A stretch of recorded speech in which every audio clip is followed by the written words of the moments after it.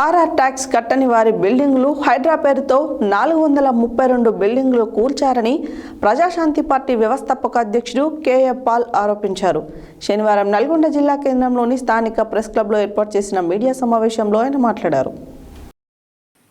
శనివారం నల్గొండ జిల్లా కేంద్రంలోని స్థానిక ప్రెస్ క్లబ్లో ఏర్పాటు చేసిన మీడియా సమావేశంలో ప్రజాశాంతి పార్టీ వ్యవస్థాపక అధ్యక్షుడు కేఏ పాల్ మాట్లాడుతూ కోమటిరెడ్డి బ్రదర్స్ ప్రజాశాంతి పార్టీలో చేరాలని, కోమటిరెడ్డి బ్రదర్స్ రేవంత్ రెడ్డి కన్నా 1000 రెట్ల బలం కలిగిన సీనియర్ కాంగ్రెస్ నాయకులని, ఒక బ్రదర్ సీఎం క్యాండిడేట్ అయితే తమ్ముడు హోమ్ మినిస్టర్ క్యాండిడేట్ కలిగిన వాళ్ళు అన్నారు. ఇంత బలం ఉన్నా కానీ నల్గొండ జిల్లాకు వీరు చేసింది ఏమీ లేదని, అభివృద్ధి మాత్రం జీరో అని, రోడ్లు భవనాలు శాఖ మంత్రి సొంత జిల్లాలో రోడ్లు అధ్వానంగా ఉన్నాయని, దేవరకొండ నుంచి నల్గొండ రోడ్డు మార్గం ప్రయాణం చేస్తే చాలు వీరి పాలన ఎలా ఉందో ప్రజలకు తెలిసిపోతుంది అన్నారు. ఇతర పార్టీలు శంకుస్థాపన చేసిన వాటిని ప్రారంభం చేసి మేమే చేశామని కాంగ్రెస్ పార్టీ గొప్పలు చెప్పుకుంటున్నారని, నల్గొండను దత్తత తీసుకుంటా అన్న కేసీఆర్ కనుమరుగైపోయాడని, రేవంత్ రెడ్డి అధికారం వచ్చాక ఇంకా 1,00,000 కోట్లు తెలంగాణ ప్రభుత్వం అప్పు చేసిందన్నారు. RR tax Revanth Reddy tax కట్టించుకున్నారని, ఆర్ఆర్ ట్యాక్స్ కట్టని వారి బిల్డింగ్లు హైడ్రా పేరుతో 432 బిల్డింగ్లు కూల్చారని ఆరోపించారు. పర్మిషన్లు ఇచ్చిన ఐఏఎస్, ఐపీఎస్ అధికారులను, ఇంజనీర్లను ఎందుకు అరెస్టు చేయడం లేదని, ఔటర్ రింగ్ రోడ్డు మాటల్లోనే కానీ చేతల్లో లేదని, 5% ఉన్న రొటీన్ 12 సార్లు ముఖ్యమంత్రి పదవులు అనుభవించారని తెలిపారు. 16% ఉన్న బీసీలు ఆంధ్ర, తెలంగాణలో ఒక్క బీసీ ముఖ్యమంత్రి కాలేదని, కాంగ్రెస్ బీఆర్ఎస్ 2 ఒకటే, బీసీలపై ప్రేమ ఉంటే బీసీ ముఖ్యమంత్రిని ప్రకటించాలని, మీరందరూ రాజీనామా చేసి ప్రజాశాంతి పార్టీలో చేరితే ఖచ్చితంగా గెలుస్తారని మీకు కూడా తెలుసు అని, 100% అభివృద్ధి నేను చేస్తారని, అప్పులు కూడా తీరుస్తానని అన్నారు. జిల్లా మీడియా మిత్రులకు నా హృదయపూర్వక వందనాలు. మీరెంతో కష్టపడి సత్యాన్ని చూపిస్తూ ప్రకటిస్తూ నల్గొండను అభివృద్ధి చేయడానికి మీ వంతు మీరు కృషి చేస్తున్నందుకు దేవుడు మిమ్మల్ని దీవించుగాక. ఇక్కడ కోమటిరెడ్డి వెంకటరెడ్డి గారు, రాజగోపాల్ రెడ్డి గారు పేరు తెలియని వారు ఉండరు. వారిని నేను ప్రజాశాంతి పార్టీలో చేరమని గత ఎలక్షన్ ముందు ఆహ్వానించాను. మునుగోడలో రాజగోపాల్ రెడ్డి గారు బీజేపీ తరఫున పోటీ చేస్తే మీరు ఓడిపోతారన్నాను, ఓడిపోయారు. మరలా ఆయన కాంగ్రెస్లో చేరి పోటీ చేయడం చాలా విచారకరం. ఎందుకంటే వారి అన్నదమ్ములు, ఒక ఆయన ముఖ్యమంత్రి క్యాండిడేటు, ఒక ఆయన హోం మంత్రి క్యాండిడేటు. రేవంత్ రెడ్డి కంటే కనీసం 100 రెట్లు సీనియర్స్. కాంగ్రెస్లో పుట్టి కాంగ్రెస్లో పెరిగారు, కానీ అభివృద్ధి మాత్రం జీరో. బిల్డింగ్ పర్మిషన్ ఇచ్చినప్పుడు అవినీతి, వాటర్ పర్మిషన్ ఇచ్చినప్పుడు అవినీతి, కరెంటు పర్మిషన్ ఇచ్చినప్పుడు అవినీతి. మరి ఇంజనీర్లని, బిల్డర్స్ని, కన్స్ట్రక్షన్స్ని 1000 మంది ఉన్నారు. వాళ్ళు ఎందుకు ఒక్కరిని కూడా రేవంత్ రెడ్డి తమ్ముడు 1 ఇయర్లో అరెస్ట్ చేయలేదు? అందుకనే మరొకసారి నేను వారిని హెచ్చరిస్తున్నాను. చూడండి, రోడ్లు భవనాల శాఖ మంత్రి ఇలాకాలో రోడ్లు దుస్థితి ఘోరాతి ఘోరంగా ఉన్నదని ఒక టెక్స్ట్ పెట్టారు. నల్గొండ 30 సంవత్సరాలకు పైగా ముందు నుంచి వచ్చారు. 81 నుంచి హైదరాబాద్ని 100 కంపెనీలు తీసుకొచ్చారు. కానీ మనకి రాజ్యాధికారం ఎవరు? రెడ్ల పాలనే జరుగుతుంది. 5% ఉన్న రెడ్లు 12 మంది ముఖ్యమంత్రులు అయ్యారు. మనమో బీసీలో 60% ఉన్నాం.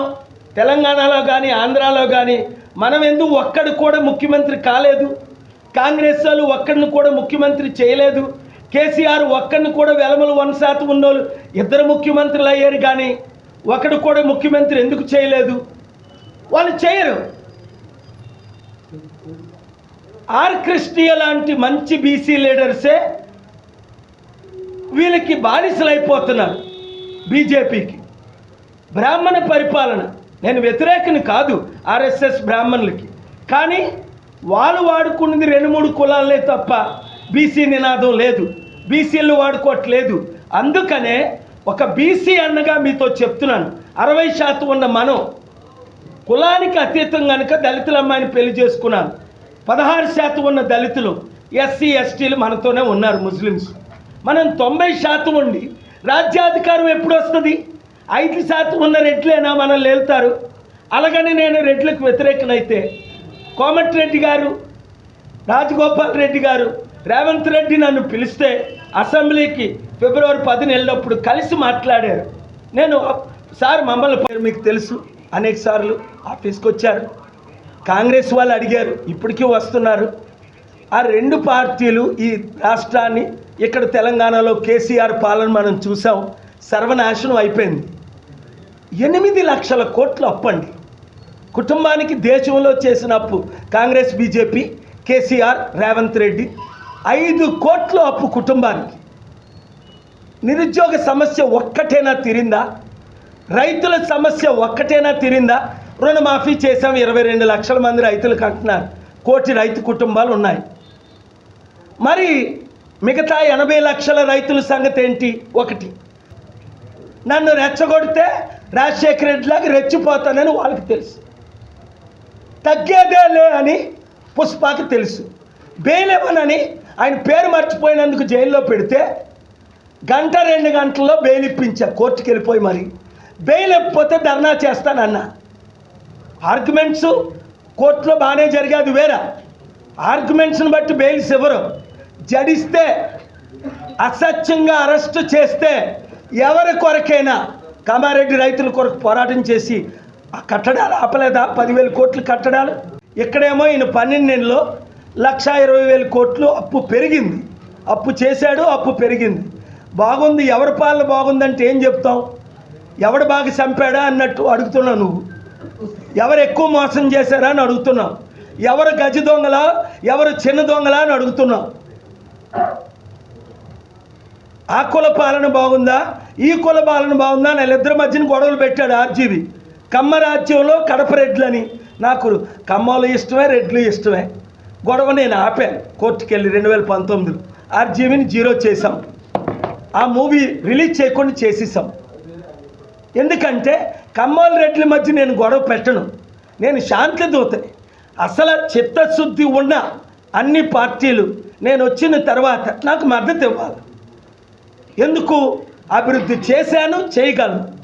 మరి దొంగలేని దొంగల పార్టీలో చేరితే ఎప్పుడు రాజ్యాధికారం వస్తుంది?